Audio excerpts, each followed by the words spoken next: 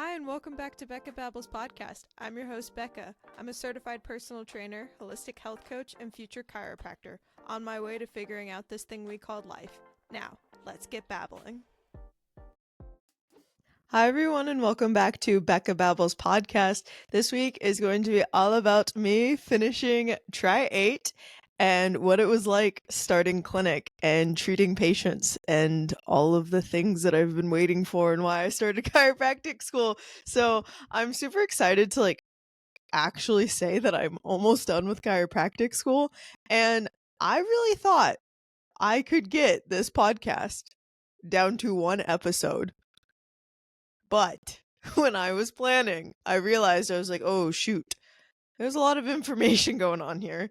And I have a lot of stuff to inform you guys of because I feel like when you get to orientation week or just clinic in general, you start clinic and you're like, at least for me, and I'm assuming if you're listening to this podcast, you're a planner like me and you're a little bit worried and you would like to have some sort of substance of what is happening before you step into clinic. Maybe you're trying to make a Notion template to set up to be like, okay, how can I get myself organized? Or maybe you're a planner person, something like that.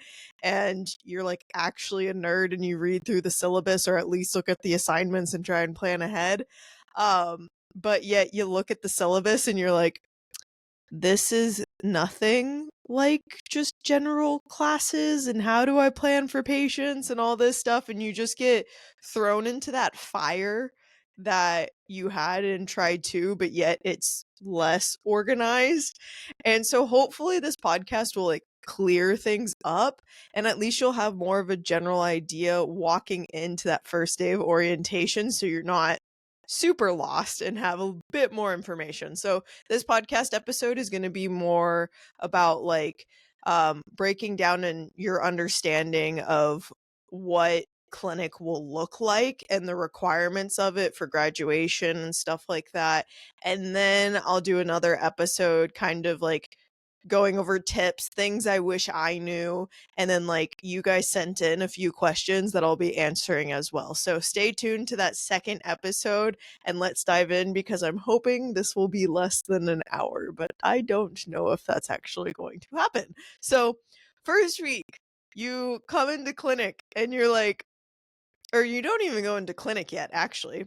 I walked in first day of Try 8 and I'm like, okay, I'm an intern, but I don't know what I'm doing. And all you know is that you have orientation, which is basically where they're going to put you in a room with all of the other Try 8 interns, and you're just sitting there waiting impatiently because if you were like me, I applied to a specialty pod, which you probably already know this if you go to chiropractic school. But there is regular clinic where you are just an intern at the regular clinic. There's nothing, I don't want to say there's nothing special because it's not like these other specialty pods are super special, but there there's nothing that identifies them as something different, and you just get placed with a random what's called a CFD, which is basically the person who's overseeing you and kind of just making sure you're doing everything and will be grading you for all of your assignments and stuff like that. So there's regular clinic, and then there's sports pod, neuropod, and now they've recently just started the research pod. I think it's called iPod, but I don't know exactly what it stands for. I just call it research pod. I didn't apply to those. I just applied to sports pod, and so I can only speak to sports pod and a little bit of neuropod just because neuropod is with sports pod in the same location. I never saw the research pod, but if you applied to a specialty pod, you don't know if you made it or not until I think it was the second, it was either the first or second day, but it was that afternoon. And so I was sitting there and all my friends who had also applied to sports pod just sitting there waiting impatiently. And you're like, okay, I know I need to pay attention to orientation. I know I need to listen to this information, But at the same time, all I'm thinking about is if I made it into the pod that I applied for. And like deep down, this sounds really bad, but deep down I like kind of knew I was going to make it, but I wasn't really sure. Um but I was still really nervous, and once it finally sent through, it was like, oh, it was such a relief, but then it was super funny because then at the same time, you get your pod partner, which is basically the intern that you will be practicing on before you start seeing students and people from the public. And I got one of my MPI reps. So it's just a joke that we both have where I can't get rid of him. He's stuck to my side. We had classes all together, and then we are in the same club together. We run the same club, and then at the same time now he's my pod partner. So literally the universe is like, he's staying by your side all the time, and I can't get rid of him. So but that was funny. Anyways, um orientation they say will be from like 9 to 5, which I think the first day that was right, and then it goes less throughout the weeks. And once you have orientation, the first like 2 days will be your longest days, but then I think it was around the 3rd day where you started touring the clinic, but it also depends on your when your CFD is scheduled to let you tour and stuff like that. And so since I got into sports pod, ours was the 3rd day and we toured around, and then they already had us scheduled for when we got to treat our pod partner. And this is them basically saying like, hey, we know you guys have 2 hours, or you're supposed to get it done in 2 hours, but like we realize it's your first time, so like chill out, it's fine. And you think you're ready after documentation. You have that documentation class and you're like, I got this, sweet, I'm ready to go. And then you go up to your CFD and they're like, no, you need to do this, fix that. And you're like, oh shoot. So I can only speak to my CFD, but there were little things that you needed to change or at least add on, and most CFDs are going to want it a little bit different. So some are a little bit more picky, some aren't. So depending on who you have will depend on how your documentation needs to change. So don't beat yourself up if you get there and they're like, this is wrong, this is wrong. It's not, I don't think it was for a grade. Or like if it was, it's like probably like 2% of your grade. So don't worry too much about it if you're worried about like messing up or anything like that. I will say be in the clinic as much as you can those first 2 weeks. I know it kind of sucks because you're like in orientation for a really long time, and then you have to work up your pod partner, you're kind of waiting around, but like make friends with the other IP2s or the Tri 9s, because they will be handing down their patients to you. And a lot of the times, if they don't know who you are, then they're not going to hand down those patients to you.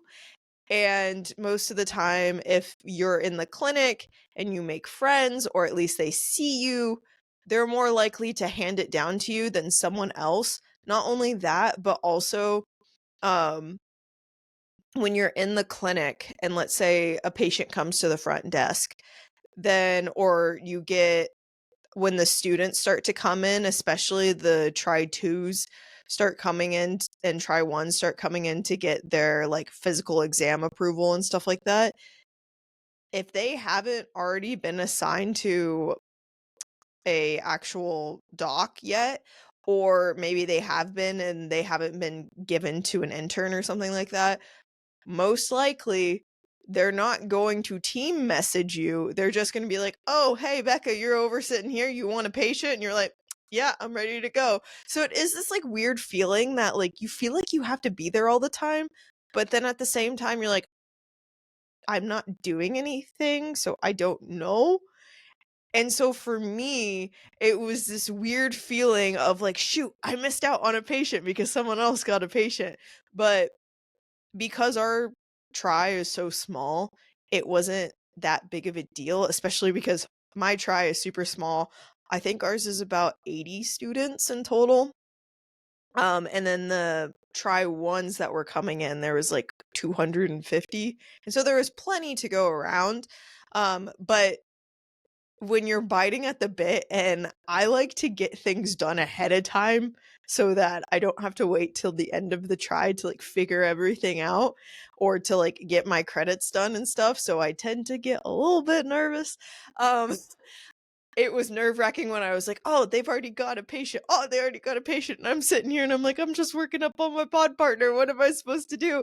Um, that was a little nerve-wracking, but then eventually I ended up getting enough patients and it was totally fine. But again, it's not gonna be that big of a deal if you don't have a patient that first couple of weeks, but do make sure you do spend time in clinic or maybe do some of those assignments where you don't have to be like super focused and you can kind of just like do some things on the side while you're in clinic. Plus, also, you got to get your hours anyways, so don't just always be hanging out in the sack. I guess I should mention there's certain areas where you can be as an intern to get hours. Um, you either clock in at the clinic, and when you clock in at the clinic, there's like an actual little tablet that you can clock in at, or you can clock in on your phone. But if you clock in on your phone, then they can kind of track you wherever you go. And then you can only stay in the clinic, the SAC or the intern lounge, and I think that's it. So make sure you clock in at the clinic. Um, And then after the end of the first 2 weeks, you'll have your orientation and exam. And I'm pretty sure this was about 100 questions. And I was sitting there taking my exam and I'm like trying to like figure this out and answer all these questions. And it's like a bunch of random stuff because you got this giant intern handbook and then it's the tiny little stuff. And so just do the best that you can on this exam. But like as we're doing this exam, then Dr. Campbell is like walking back and forth. And then I see him start typing up at the front and he starts like typing just random jokes. So I'm like, what is going on? Does he know that like this exam is like monotonous and terrible? Like I've never had to take an exam and kind of look up and be like, okay, I gotta like refresh my brain or like take a couple breaths.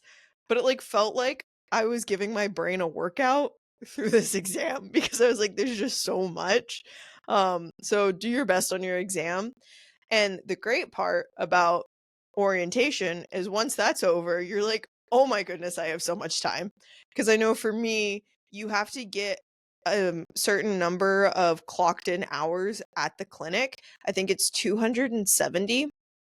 And so again, my being proactive self and nervous that I won't get enough hours or I may get sick and not be able to come into the clinic, I was nervous I wasn't going to get enough hours because when you're in orientation, that counts as lecture hours.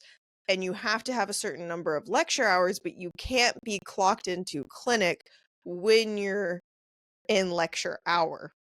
And so I'm like, shoot, I'm here from 9 to 5 and for these first 2 days, and then I think orientation is like a half day for another one, and I was like, "When am I gonna get in these hours?" And, like, freaking out, but then, like, I ended up getting way more than I needed, so again, I think it's like you have to honestly be clocked in 20 hours a week to actually hit the goal that you need, so again, don't worry about it too much, and if you're being like proactive, scheduling your time and doing most of your work at school, you'll get enough hours. So once you finish orientation and you've started working up on your pod partner, um, maybe you've like actually treated them and stuff like that, then you've shadowed maybe a few of the try nines. And the Try-9s will slowly be starting to hand down their internal patients or their students that are patients. And once you do that, you'll start having some patients, but then you'll also have the younger tries that are going to come in that need their physical release forms. And you'll have a lot of students. It's actually kind of frustrating. I remember getting my first patient where all they wanted was a physical release form. Actually, most of them wanted it. They literally will put on this packet that you have to go through. This thing is like 10 pages long that you have to go through the whole thing and type up everything on the documentation thing. And then you get to their patient complaint and they're like, I'm just here for my physical release form. That's it. Or lab clearance. And I'm like, well, I need you to come back. I need you for credits and I need you to come back, but I don't want to seem desperate. So what do I need to say to you for you to be here? Is there something wrong? And so a lot of the times, especially since I was in the sports pod, I would tell people like, hey, I know you had put on here that like you just want your lab clinic clearance, but I can like if you work out, if you do sports or something like that, we can work on warm-ups or help you improve your workouts and stuff like that. Or like, hey, I can give you tips with like classes and adjusting. So perks of being an MPI rep and also being a tutor, because that really made people interested once they found that out. But again, you've been in Try-8 or you're in Try-8 and here's these like Try-1s, Try-2s, and they're very confused and overwhelmed by everything going on in their life right now. So they will be looking up to you. So even if you just say like, hey, I know these classes can seem hard, this is what helps me, like everyone loves some advice when they're starting something new. So those are ways that you can kind of like reel them in so they can continue to keep seeing you. It is kind of hard though when you're doing the documentation and they don't have a complaint. So I usually say like, hey, has there been anything that like kind of bothers you? And most of the time you'll get like a low back or a shoulder. Maybe you'll get a neck, but typically it's low back and shoulder is at least what I got. So I had a ton of those. And then I had one person who said that they got chronic ankle sprains. And I was like, okay, we can work with this. I was actually really excited because I was like, I really want to work on an ankle case or a foot case. But then it's funny because then it starts coming in pairs because I was wishing for an ankle or foot case. And then all I was getting was ankle and foot cases. So I had the guy with the chronic ankle sprains. And then my internal that was handed down to me, or a student that was handed down to me, she texts me and she goes, hey, so I think I broke my foot. And I'm like, excuse me? And then I had another person come in who they didn't sprain their ankle. It was something else with their foot or ankle. I don't remember. And I was like, oh my goodness. Okay, so be careful what you wish for because you will probably get it plus more. So week 4 was about the time that we got to see students. Now, my CFD did say that like this is a little bit earlier than what typically happens, but again, my pod was pretty small. There was like 6 of us, 6 or 8. And then it was funny because then at the regular clinic, there would be like 2 Try-8s for a pod. So ours was pretty small. I think they say they typically start seeing internal patients around like week 4, week 5, and being released for that. So again, you will get enough credits, I promise. Don't freak out. um One last thing that I will say about students and getting them to see them consistently is that you if you want them to stay and keep coming, make sure you keep them on a consistent schedule. They're there for school, and typically their schedule doesn't change unless you have someone from the blended program and they're traveling back and forth for this. But typically they have a consistent schedule. Try and keep it at the same time. Another thing with that, if you are able to keep a student, like keep your students all chunked in at the same time, that is way more helpful than if you have a patient at 9 a.m., then a patient at 12, and then a patient at 5. Sometimes you can't change that, but it really sucks if you have to like stay there basically all day or just kind of like be in clinic mode all day and switch back and forth. Um, but if you're able to like do a 9, then a 10, then an 11, then it's a lot easier.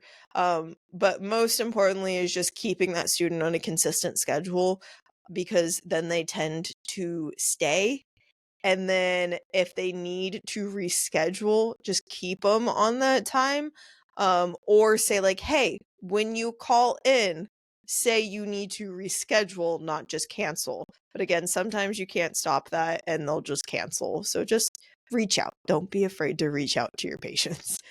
So, last but not least is once you get released for your like seeing people in the public or maybe seeing professors and stuff like that. I don't think anyone saw a professor in my group until it was like towards the end of the try and they were being handed down from a try 9. So, week 5 was when we were released to see external patients, but again, depends on your CFD. Um but I think the biggest mistake I made, and someone even told me this, but I was like, no, it's not that big of a deal. Like, I don't think I'm ready yet, is start talking to your externals or I keep saying externals and I haven't explained what they were, so I'm really sorry. But seeing people in the public, start talking to them now. Like, if you are listening to this podcast during the break, start now. If you are listening to it and it's been the first week of orientation or the second week, start now. Even if you feel like I am not ready to see someone from the public, I promise you, you want to start talking now. I grew up around this area and I had a lot of people who told me they were going to come and see me. And they're like, "Oh, yeah, I'll totally come and see you." And I even when I was personal training, I had a lot of people who wanted to come and see me and said like, "Oh yeah, I'd love to come see you." I literally sent a text message and they went, "Sounds good." Or I even just got a heart and I was like, "So when do you want to come in?" Nothing. So, you're going to want to start reaching out to them because it takes about 3 to 5 touch points to actually make a sale. And because most people are going to be committing to paying for this, it can be pretty tough to get them to come in, but it's also a great way to start practicing marketing. And don't get into the mindset of like, "Oh, this is like Parker Clinic and like all this stuff and it should be cheaper and da da da da," because that doesn't help anyone. Like, just go reach out and talk to people. Yeah, it may suck, but like nothing's going to change if you don't do anything about it and just go and talk to people. Like, anytime someone was like, "Oh, what do you do?" Especially if you like hang around old people, that sounds weird, but like because I have a rec center that I go to for a gym, literally I'd be like, "Hey, I'm in clinic now. Here's my card. Here's my card." I went to my dentist. I was like, "Here's my card." Um, I went to where was it? My life group. I did that and I was like, "Hey, you want to come see me? Like I'm doing this." It's also really helpful if you know people who are firefighters, police officers, any sort of first responder, which the way that they explain this is if they have a light on their car, they're considered a first responder. So sadly, nurses are not considered first responders. They get it for free. So any first responder gets it for free. Teachers and students, which the students will have to bring in their student ID and their actual schedule. So, to show that they're an enrolled student, they all get 30% off. And then a 50% disabled veteran comes in for free. Veterans that aren't 50% disabled get 30% off. And then the clinic will a lot of the times do sales. So I think for ours around like Halloween time, they were like, "Oh, your first appointment gets to be," I think it was $30 instead of their like typical, I think it was 40 is the typical, or it's like 38 or something like that. And then for Christmas, around Christmas time, they're like, "Hey, if you bring in a $20 toy, you get to come in for your first 2 appointments free." So that was a really good deal that I tried to get people to come into. So that's helpful too. Um, And then the last thing is Benji, which is the guy who's the head director of like the marketing department. You may or may not have met him in eCare. He will do sales events and these book up fast. So once you get that email, like go in there, look at your calendar, immediately book one, especially if there's a one for first responders. I think this is what really helped me was the fact that I was able to go to a sales event that was for first responders. So instead of saying like, hey, come and have chiro care and like explaining to them everything and then them asking the price and all this stuff, all I had to say was, hey, come and see us and get chiropractic care for free. You get soft tissue, you get rehab, and you get an adjustment for free. And everyone's eyes just light up and they're like, oh, that's really cool. What was funny was I was there with my friend and they set us up right next to another chiropractor. I don't know if he liked this or not. He was able to like do soft tissue work while he was there. We were not able to touch people because I don't have my degree yet, but once I do, that will be happening. He was doing soft tissue work and like working on people, and then here's us over here just being like, we give free chiropractic care. So I don't know if he liked that or not, but I at least got probably 100 signed papers that you have to have people fill out so that you can contact them later. And I got about 3 responses after I messaged them, and then only 2 came to come see me.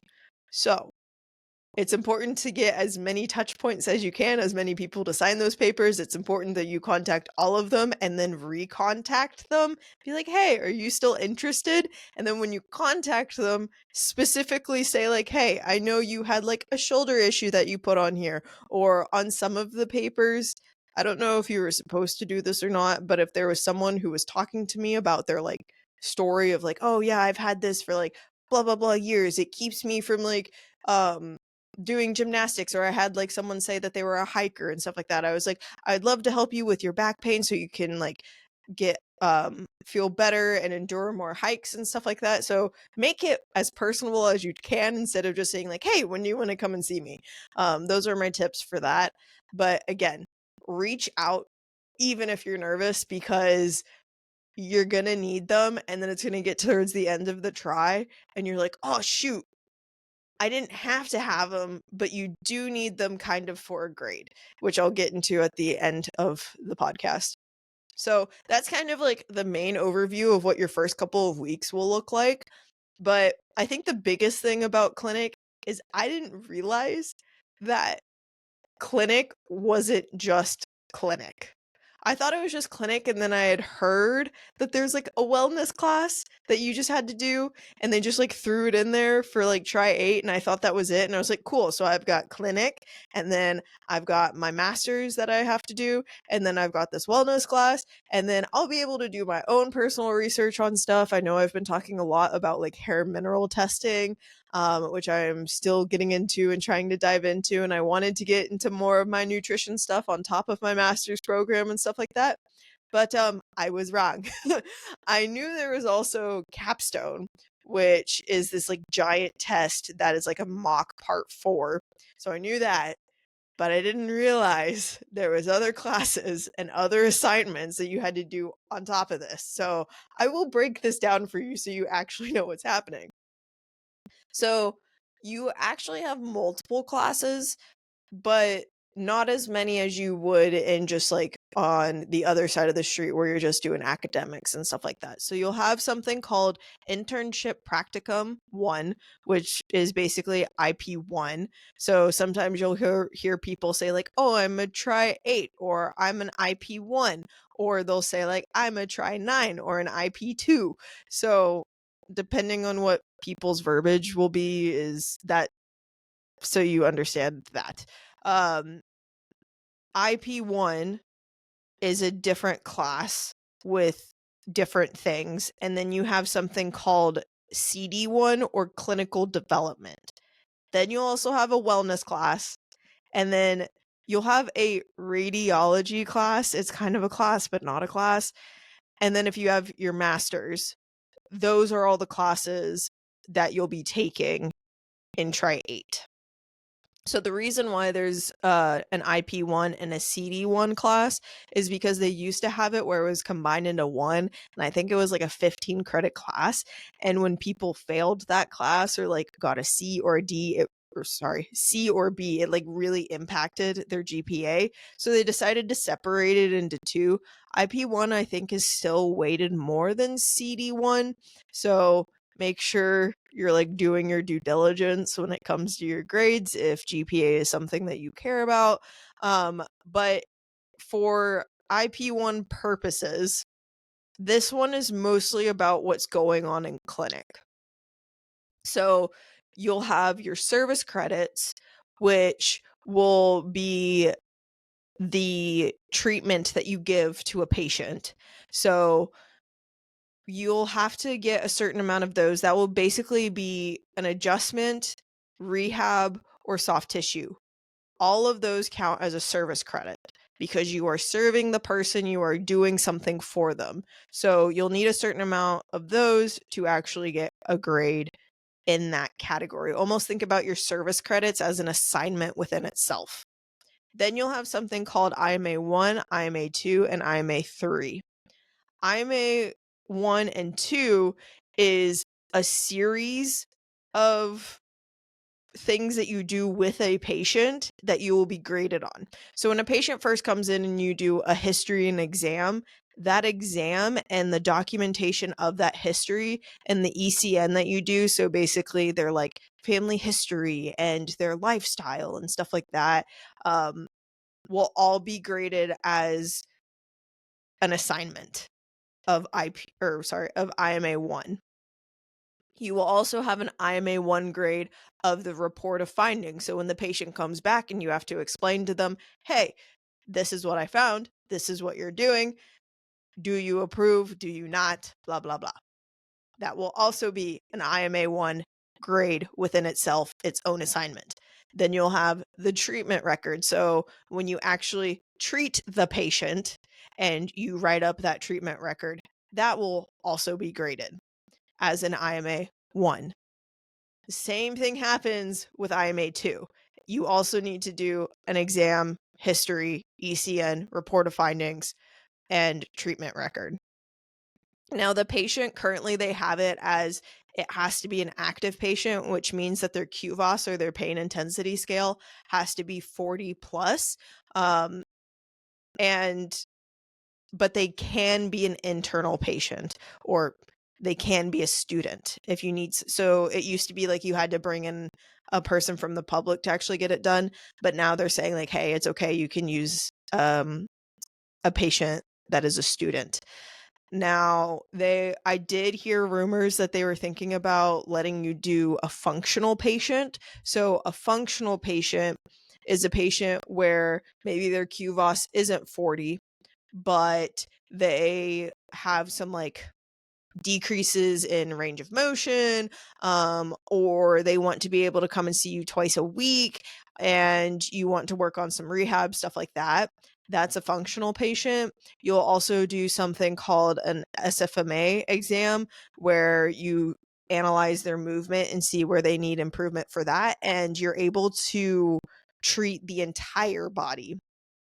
When you have an active patient, you can only treat that area and a segment above and below. So let's say this person comes in with low back pain and I say it is their lumbar spine, then I'm able to treat their sacrum, pelvis area, and their thoracic spine. Everything else, I can't treat their neck, I can't adjust their neck until they're off that active care plan. Now, an active care plan is only 4 weeks long. Then I have to re-exam that patient and then decide, do they need to stay on active care or can I move them to a functional or a wellness plan? I highly recommend if you have a patient and especially any of your students, put them either on an active or a functional if you can. Because when you put them on a wellness, you can only see them once or twice a week. And that's really hard when you need credits and the students aren't paying for it and you just need practice. And a lot of times you're like, I just want to come and see you and you want them to be consistent. So put them on a functional plan. Now, I don't know if that's going to change for IMAs, if you can actually use a functional patient. So for right now, just think, okay, I need a patient who has a QVOS that is 40 plus, and then I'm doing my IMA on them. Now, you can do these like at the same time. So let's say I had a patient come in, they're an active patient, and I did an exam on them and a history. I did my IMA 1. I was like, okay, I want this to be my IMA 1. My CFD is like, okay, cool. And then they watch everything. Cool, let's go. Then they come back in and I do a report of findings. Then it's like, okay, I want this to be my IMA 1 for report of findings. They're like, okay, cool. I will look at that, do that. And then I have another patient that comes in that's an active patient. I'm like, okay, I want to do my IMA 2 on this patient history exam. They're like, okay, cool. They will watch me, all the things. So you can do your IMA 1 and IMA 2 at the same time. The key here is that you can't do an IMA 2 before you do an IMA 1. So, for instance, IMA 1 comes in, I do a history. Okay, cool, they watch it. I have an IMA 2 come in. I'm like, I want to do my history and exam on this person, IMA 2. They're like, okay, cool. I haven't done my report of findings yet for my IMA 1, but my IMA 2 comes in and I say, I want to do my IMA 2 report of findings. Your CFD will be like, nope, you still have to do your IMA 1 report of findings before you do your IMA 2. Now, this is great because if if that person comes in your IMA 2, they can still count as your IMA 1 report of findings because it doesn't really matter. You can do it on different people or you can do it on the same person the entire time. The only thing is that IMA 1 is weighted differently than IMA 2. So depending on if you want that person as your IMA 1 or IMA 2 will kind of change things. But for the most part, just get it done. I think people wait too long to get them done because they're so scared of getting them done, especially because they're nervous about not doing the exam right, it being a grade, and then if they fail a portion, then they have to go review it with Dr. Lyons or their CFD and then they feel bad. And it's like it's not that big of a deal. It's just someone watching you, which is like a practical that you've done for everything. And then if you really paid attention in clinic readiness, then you're ready to go. Literally your final exam, your final practical that you did is your first IMA 1 right there. Your exam history and ECN. Boom. You may just need to know the documentation. So review the documentation that you did on your pod partner beforehand and also review the rubric. There are some little things in the rubric that isn't in your typical documentation or maybe different than how your CFD wants the documentation to be, but they have to grade it based off the IMA documentation. So check that before you go and do your IMA or before you submit a treatment record or something like that. So that's your IMA 1 and 2. Now you also have your IMA 3. And this is completely different than your IMA 1 and 2. Your IMA 3 you can actually do before your IMA 1 and 2 if you wanted to. And this has nothing to do with how you perform with the patient. It's literally just you re-examining the patient and then you submitting the documentation and you telling your CFD, I want this to be my IMA 3. And he's like, okay, cool. With this one, make sure again to check your rubric before you submit it. And then also with that one, if let's say you get a try 8 or you have a try 9 hand down a patient to you and you see that their plan is about to expire, do it. like automatically go in, do it. If you need help from like an upper try to go through it, because maybe you haven't gone through a re-exam yet or how to do the documentation for it, just ask someone. Like they would be more than happy to like help you out, or at least I'd assume so. So do that as soon as you can in any opportunity that's given to you, because it's really honestly not that bad. But with IMA 1, that's about like 10% of your grade, and that one's due week 8. So make sure you get that one done. And then IMA 2 and 3 are due week 13. IMA 2 is 20% of your grade, whereas IMA 3 is 10% of your grade. So again, all of those go into your IP1 class. And that's kind of it for IP1 grades wise, or at least from what I could remember. I think your final exam also goes into there. And then, yeah, I'm pretty sure that's it. Now, CD1 or clinical development is something completely different. This is going to be where you actually have a weekly lab, which again, I did not know this. You will basically be on teams and you'll be put together with a group of people where you'll go over a case and do a full history and you'll talk about it. You'll actually have a pre-lab that you'll have to do beforehand, and then this is a 2-hour lab that you'll be on this call for. And then afterwards, you'll do like a reflection thing that will also be an assignment. So there's a few little things going into that. They're pretty fun. They, if you actually like engage with it. There's a lot of people that don't engage with it because either maybe they're angry about it, they're not sure, or they think it's stupid, they don't want it online, or they don't like it. Like, actually try. Because it's like pulling teeth when only one person is answering, and it gets awkward and it's weird, and it's really fun when you actually engage with the conversation. And I know the first lab or two I was kind of confused on exactly what they wanted. Like, I didn't know if like every single time they were like, okay, what do we do first with the patient? We were like, vitals.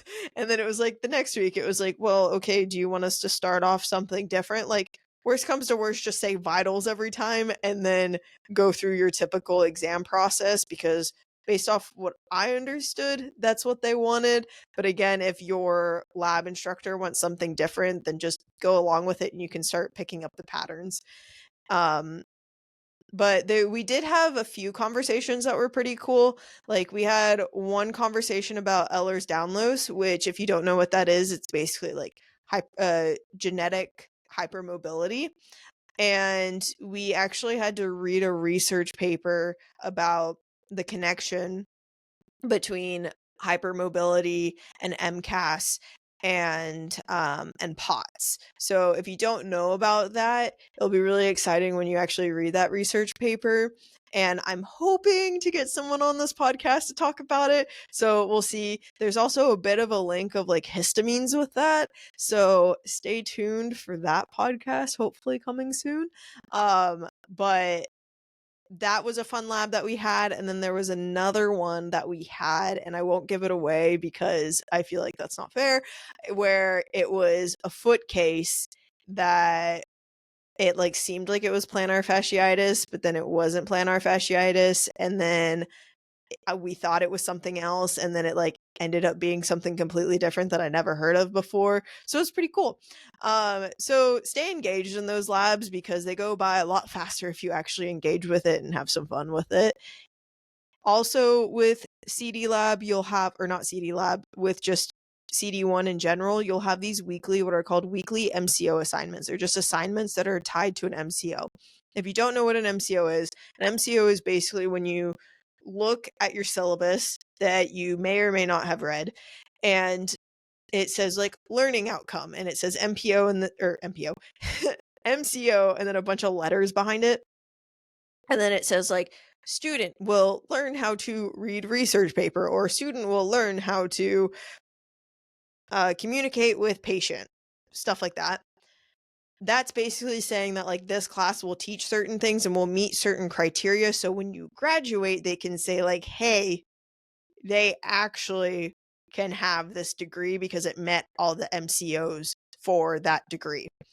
So with this, when you do these assignments, you may get like a 90 or 100 on the assignment. Well, I guess this wouldn't be possible. You'd get a 90 or maybe like a 98 on the assignment, but yet you still have to redo the assignment because if there was a portion that's tied to an MCO that you maybe got like a 90 on and didn't get 100 on, then you have to redo that assignment so that you make 100 on the MCO. So it can be kind of frustrating because I would like finish an assignment and I'd get a 90 on it and then I'd have to redo it. I think thankfully I only had to redo 2 or 3. So they're not too bad. It just kind of sucks if you have to redo a video because then you have to redo the entire video instead of just like that one tiny portion. So just make sure you stay on top of those and check your learning outcomes. They'll teach you this in orientation where you like click on a certain button, click learning outcomes, and then if you see anything that's in red, that means that MCO is not completed. And typically in the like comments area, they literally tell you what you did wrong. So it's not like you have to search through everything and figure out what you did wrong. So again, it's kind of monotonous, but you have to do it to graduate. And then lastly, you'll have 15 RAD reports that you'll have to do. They'll send out an x-ray. This will be through your clinical development. I got this mixed up with radiology, so don't do that. This will be in your clinical development class. It will count towards the radiology credits that you need for graduation, but it will be submitted in clinical development. So you'll basically get 15 RAD reports. Your first grade, so let's say you write up the report and you get like an 80 on it. They're like, okay, that's your first grade. You're good to go. You met the requirement for the radiology credit. So you'll get that as your grade and then you'll get a radiology credit. If let's say you submit that RAD report and it ends up being like a 60, then that will be your grade in CD1 for that RAD report, but you'll have to redo it so that you can hopefully get a 70 or above to then count it towards graduation. So it's really important that you like do these so you like get the grade, but then also it's really important that you redo them so you can get them for graduation credit because it can be really hard sometimes to find people to get your radiology credits for. So make sure you do those. You'll have 15 for CD1 and then you'll have 15 for CD2. And then you'll have to have 10 of your own. So make sure you do all 30 and get the 70 or aboves for. And then that's pretty much it for clinical development. Your capstone grade will also be tied to CD1, and I think your DIM exam will be tied to CD1 and your midterm. Actually, your midterm is probably tied to IP1. So that's it for clinical development. Then you'll have your wellness class. This class was something that I just had to keep on my mind and make sure I got the assignments for. And you basically have 3 tests for this class, and the exams are all online. So just make sure you get them done and get the assignments done. You have like a weekly participation and then a weekly assignment. I typically did those on Sundays to just get them done and out of the way. It typically ended up being like a quiz. And then, you did have one project that you had to do either by yourself or with friends. And it was talking either about, you could do a project talking to kids about alcoholism and how that affects them and their performance. Or I think the other option was smoking. So just make sure you get your assignments done is all I can really say for that class.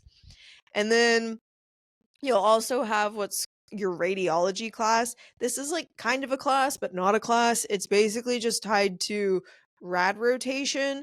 And then if you get any x-rays. So for me, luckily my pod partner needed an x-ray or qualified for an x-ray.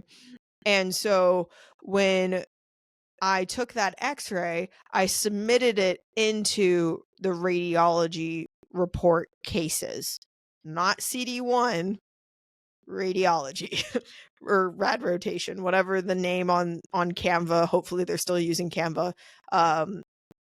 Whatever that says.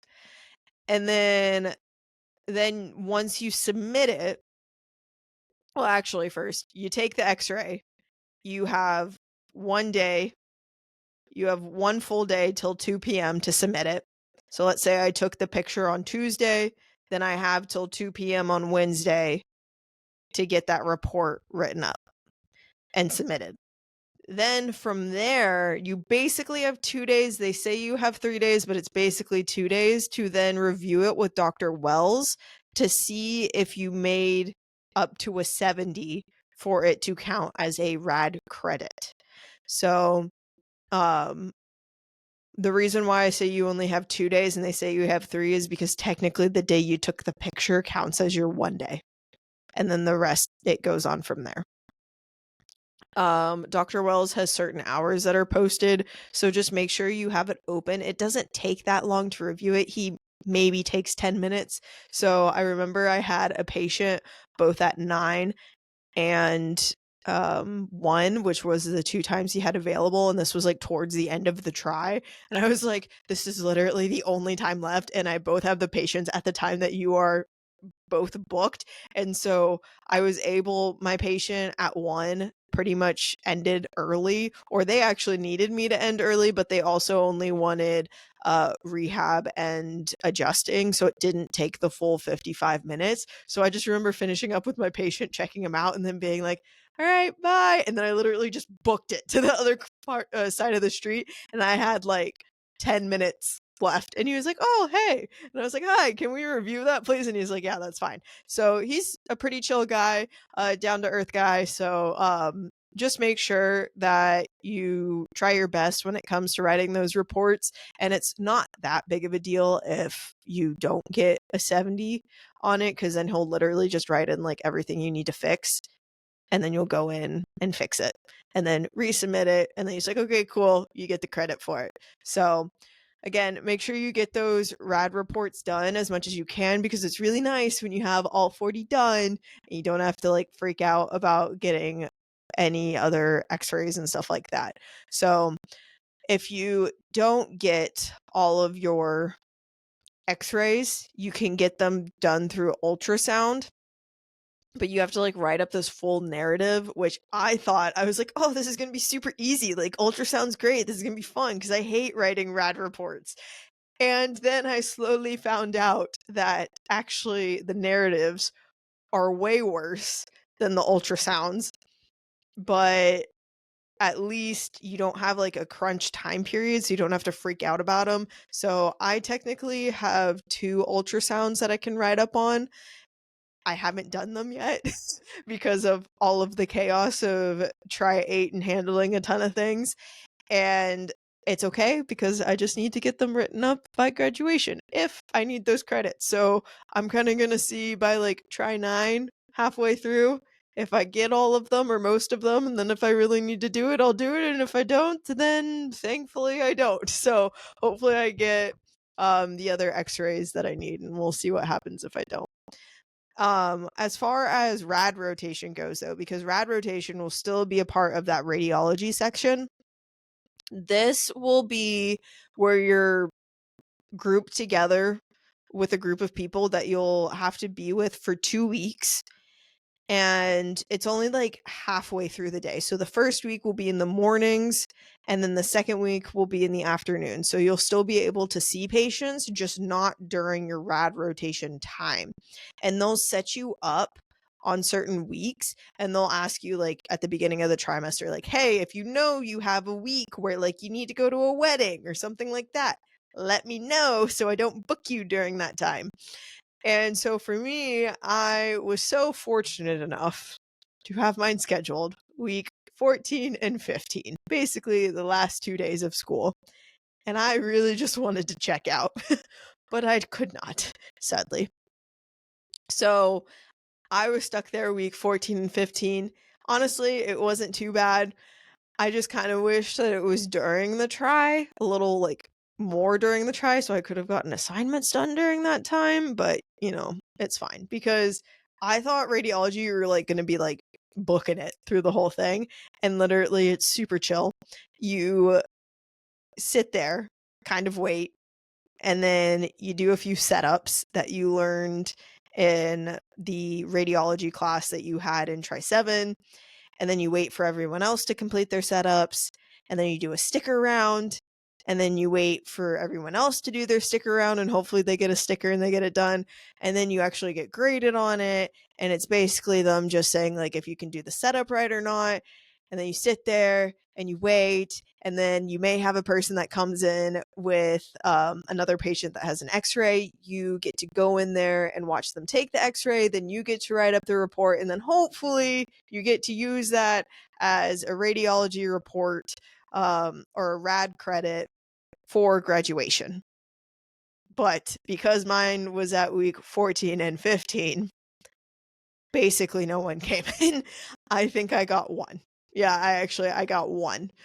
But you will have a report that you have to write up in rad rotation that's tied to an MCO, and it will also can count as a radiology credit. So you at least will get one. Hopefully you will get two or maybe three, and you'll be a bit more lucky than me.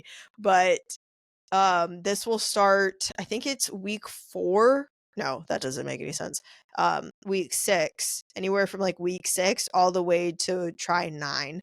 So it can be anywhere from try 8 to try 9 that you'll be in rad rotation. Typically, if you were in the blended program, we noticed that like they keep most of the blended students together, and it would be towards the beginning of try 9.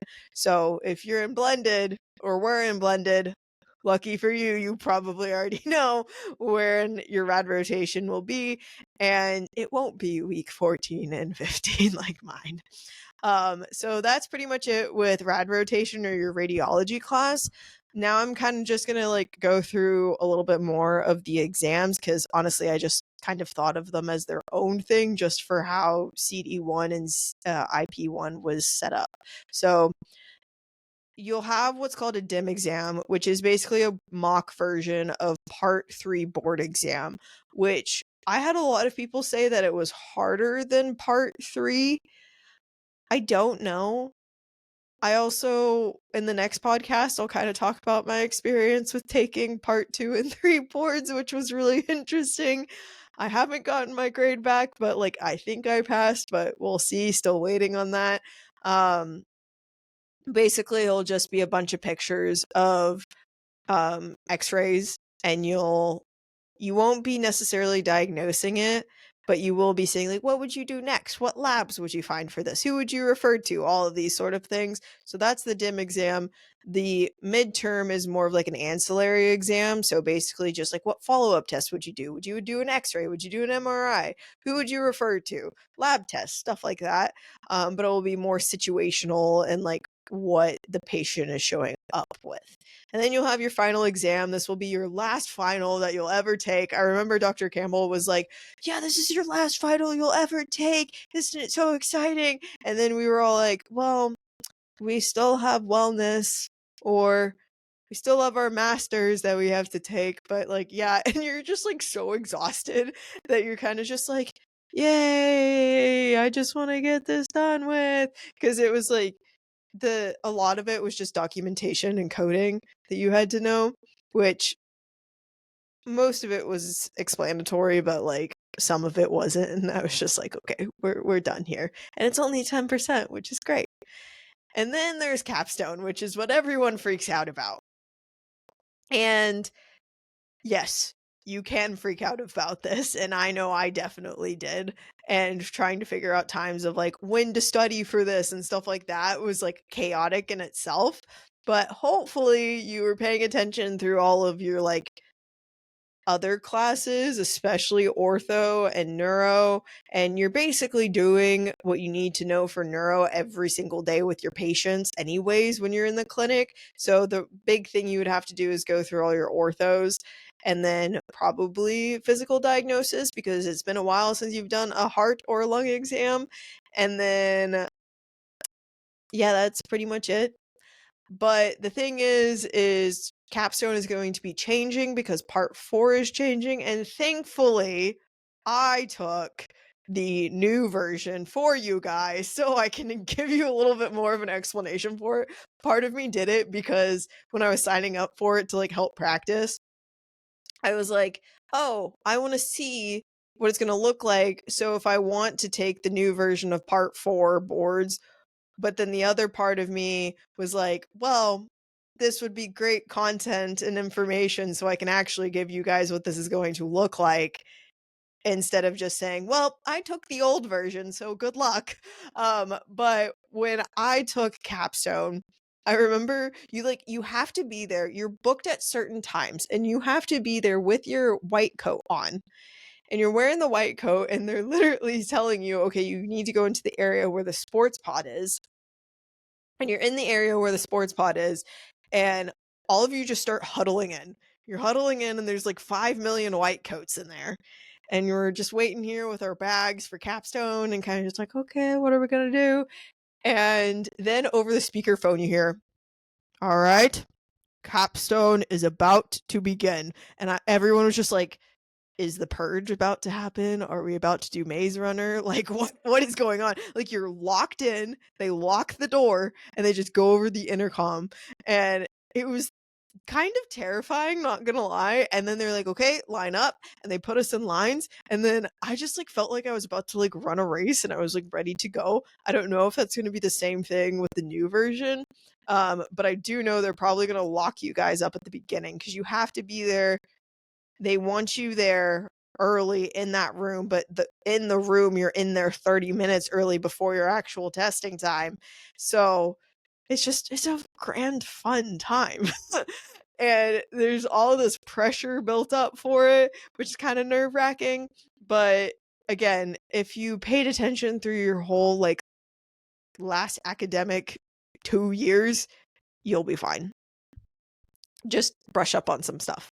For us, we had 10 stations. So we had 2 ortho rooms, 1 adjusting room, 1 phys die room, 1 history taking room, 1 ancillary room, and 5 follow-up stations. So I would go into an ortho room, perform it, and literally there was a patient just sitting there.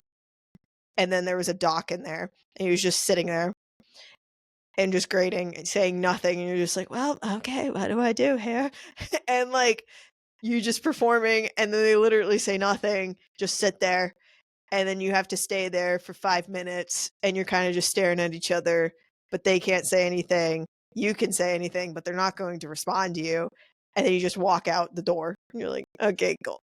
And then you go into the next room, which is probably a follow-up room where you just answer multiple choice question or MACA questions on the actual things that you just did. But you don't have to remember everything because typically the questions give enough context for that. That was mine. The ancillary room was tied to an MCO. So if you got that MCO portion wrong, it was basically like, what would you do with that patient next? Was the part that was tied to the ancillary, tied to the MCO. Then you would have to like retake that room automatically because it was tied to an MCO. For us, it was when you do Capstone, if you pass Capstone, you're fine. Cool. Bye. Unless you failed the MCO portion of the ancillary room, then you would have to retake that even if you passed Capstone.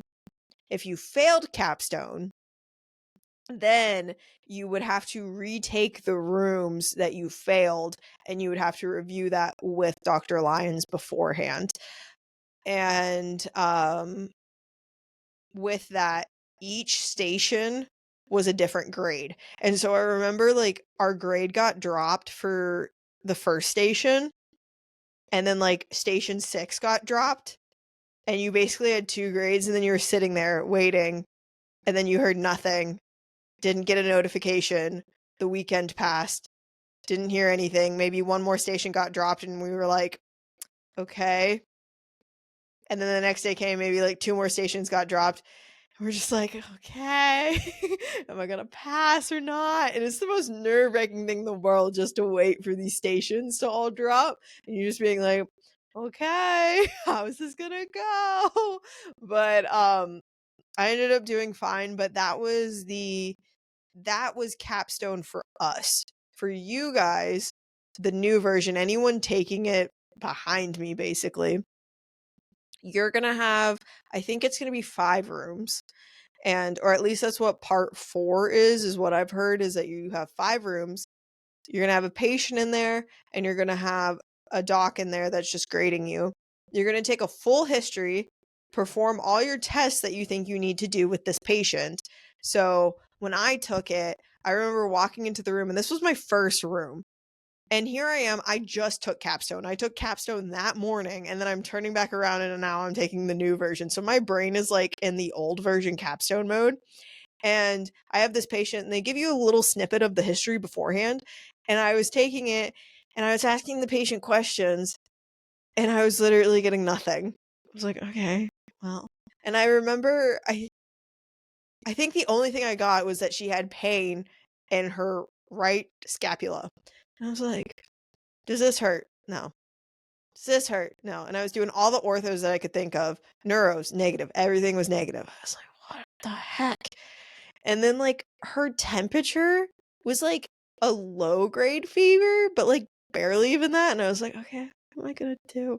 And I'm just thinking in my head, I was like, what the heck am I supposed to do? And I started getting flustered, and I was like, I don't know what time it is, because you have 15 minutes in the room, but they don't have a timer in the room. So I was like, what the heck am I supposed to do here? And I'm sitting there, and then I literally look at her belly button, and I went, okay, fizz dye. What would you do in fizz dye? Is there anything related? And then boom, pops in my head. Right scap, referral from gallbladder. Palpated the gallbladder immediately, like coming off the table, and I was like, okay, got it. We got either a gallstone or cholecystitis. Well, she had a fever, so. But once I finished that, then you write up a soap note, which is basically you write down everything that you did with the patient and what you're diagnosing them with and why, and then next steps forward. And then you explain to the patient, like, hey, we did all these things, this is what happened, this is what we're going to do moving forward, yada yada. Can you do chiropractic care or not with this person?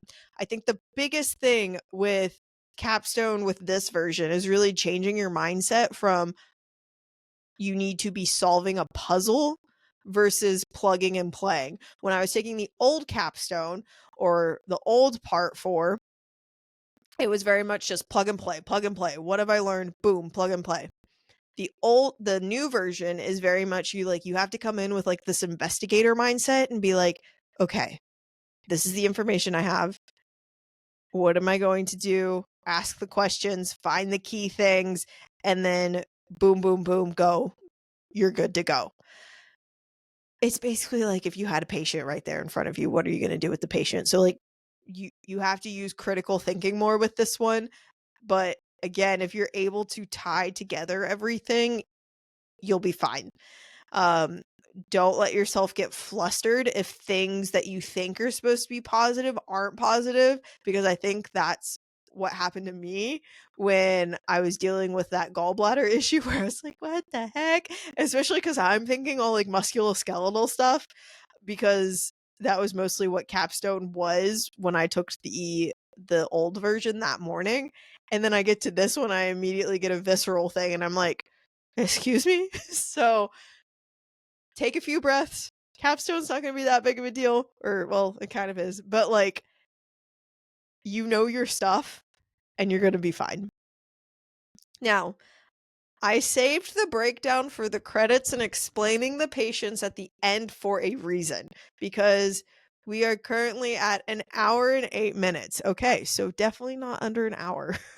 um, I saved the breakdown for the credits for a reason, because there's a lot of information in this podcast, and there's going to be a lot of information at orientation. And honestly, the most important and the thing that I consistently kept asking throughout the entire trimester was knowing what number went with what thing went with what, what do I need for this class? What do I need for graduation and all the things?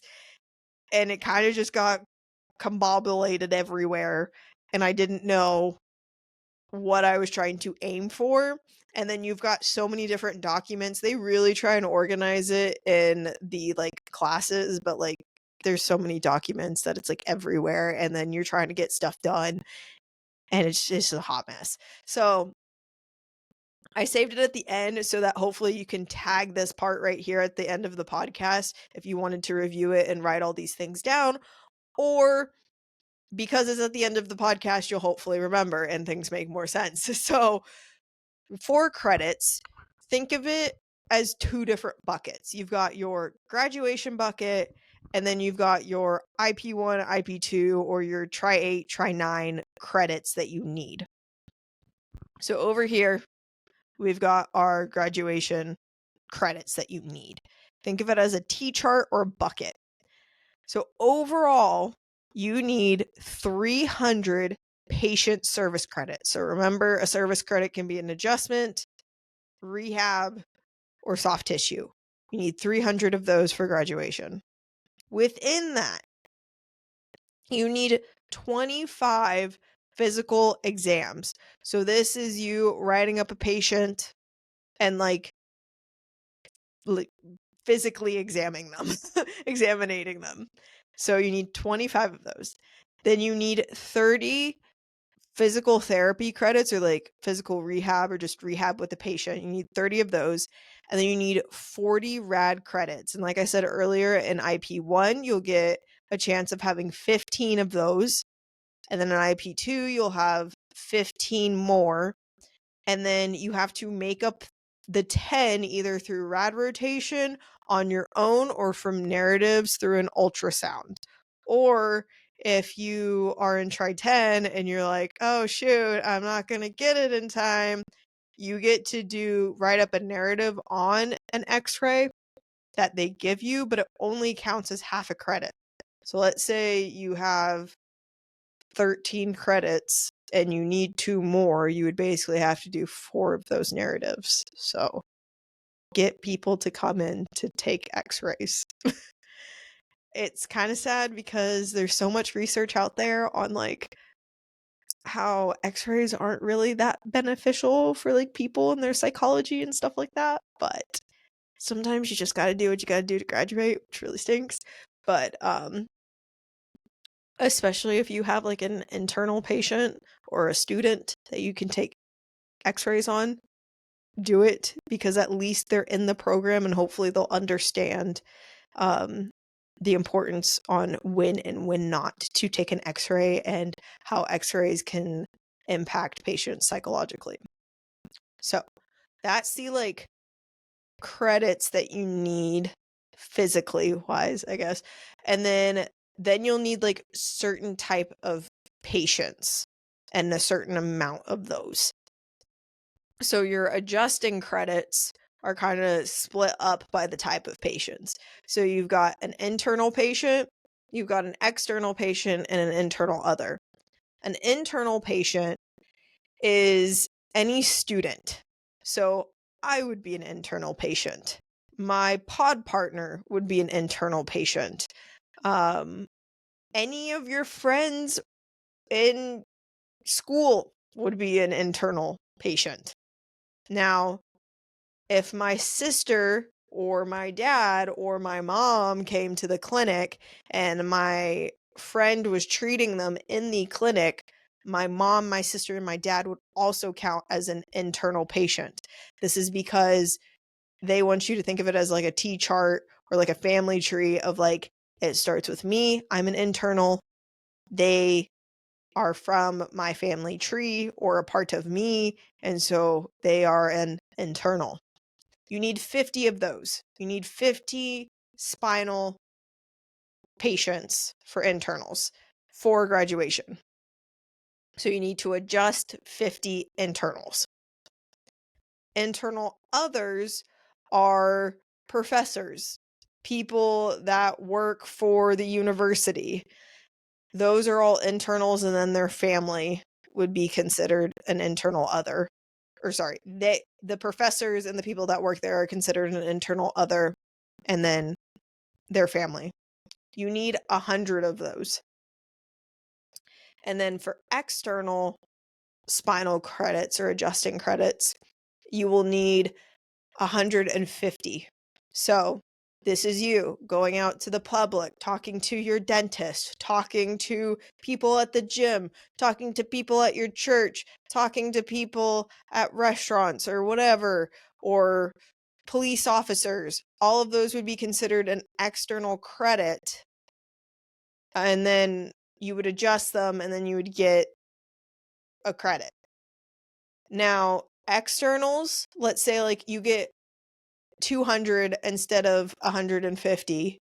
50 of those can count towards your internal others. But your internal others can't count for your externals. So it's kind of like a prize hierarchy where it's like externals are up here, internal others, then internals. And one can help one, but the other one can't help the other. So almost think about it, if like you can't get an internal other, then basically you just need 250 external adjusting credits. So this is where I'm saying get your externals coming in as soon as possible. But not only that, there is also a grade tied to your external service credits in IP1. So that is graduation. We finished all of that. Now we've got what you need for Tri 8 or IP1. To get 100, or like a grade for 100, you need to get 140 service credits. So this is adjusting, rehab, or soft tissue. If you just want to get an A, then you just have to get 120. Now, they do have a requirement by week 8 that you need a total of 50 or more patient service credits by week 8 on Friday. So start seeing patients as soon as possible, especially because like they say that a lot of the times if people like have a hard time meeting that, then like they tend to also have a hard time just getting a good grade for that anyways, and just start to struggle. So like stay on top of it and try and get your patients to come in consistently. Then also I had talked about how you have to have externals come, like you need to start seeing your externals as soon as possible, because not only like talking to them is important, but also to try and get them to start coming in, because by week 14 you need to have 25 external service credits, not adjusting, service credits. I freaked out because I thought I had to have 25 adjusting, and turns out I didn't have to freak out that much because it was just service credits. So that's always great. It's only worth 10% of your grade, but it's really important that you at least try, because I have heard that some people get docked a lot because they don't at least get the minimum of 6. So if you don't get 6 service credits, which is literally just seeing 2 people and getting all 3 things done, so a soft tissue, an adjustment, and a rehab in one appointment, then you don't get a grade at all. You immediately get a 0. So let's say you got 3, you still don't get a grade for that because you didn't get 6. So at least get like 2 people to come in and see you once. Well, technically it's twice because you got to do the exam, and then you get to get a service credit for that. So try and at least get 2 people to come in, get your 6, and at least you get a grade for something, and it's better than nothing. But then if you're able to get that 25, then even better, you get 100 or an A for that 10%. And then last but not least, you'll need, for at least IP1, you'll need to clock in 270 hours. So this is you clocked in at clinic, not during lecture hour, and not during CD lab. Everything else you can pretty much be clocked in for. If you're in a club, you can't be clocked in. And I think that is it. If you go to like, so how I did one of those marketing events through Benji, he will let you get clocked hours for that. So at least you'll be able to get clocked hours for that. Thankfully, because orientation takes so much time, that counts as all of your lecture hours. When you get into IP2, it's going to be completely different, but this is for Try 8, so I won't be talking about that. Hopefully that clears things up when it comes into Try 8 and you have a better understanding. Also, I didn't realize that there's like a weird, if you're seeing the video thing, there's like a weird light thing going on my forehead. But that just made it worse. Anyways, it's fine. Hopefully that helped clear things up when it comes to clinic and you feel a little bit more prepared when it comes to orientation, and maybe this will like make things ease you a little bit more. If you want more questions answered and get a better feeling of what it felt like and what I wish I knew going into clinic, make sure you listen to the next podcast where I'll be answering your guys' questions. If you have any more questions or want someone to be on the podcast or want a topic for me to cover on the podcast, please let me know. You can message me at Becca Ann Wellness on Instagram or at beccababbles.podcast@gmail.com. And please leave a 5-star rating and review. That really helps the podcast so more people can listen to it and get it in their ears. And with all that being said, I can't wait to babble with you next time. Thank you so much for listening to this episode of Becca Babbles Podcast. If you enjoyed this episode, the best thing that you can do is leave a 5-star rating and review on Apple Podcast, Spotify, or any other listening platform of your choosing. If you want to learn more about me, you can do that by following me on Instagram at Becca Ann Wellness or by checking out my blog, freebies, offers, and newsletter on my website at beccaannwellness.com. If you want to share the love of the podcast, you can do that by taking a screenshot and sharing it on social media and tagging me and the podcast at Becca Ann Wellness and using the hashtag Becca Babbles Podcast. I hope you have a great rest of your day, and I can't wait to babble with you next time.